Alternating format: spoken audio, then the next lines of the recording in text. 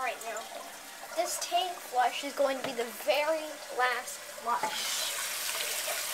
Probably. Yep. It does. Made in Ecuador. 08 September 1999. This one doesn't flush as good as the R1. For some reason. There's some writing down there, although you can't read it. It's sideways. That's okay. And to stick it against there.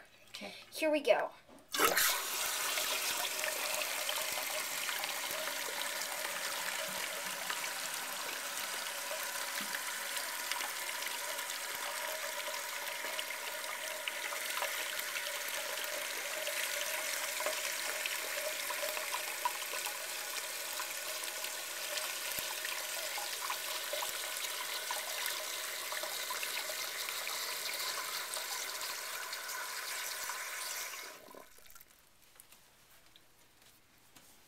Well, it sure is leaking a lot. It leaks at the base too.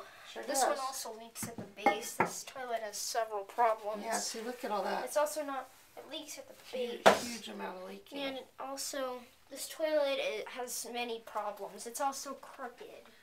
And we had to, and there's shims under it. This toilet has several problems. Yep. So it's going to get replaced with a Kohler Wellworth. Probably a newer one.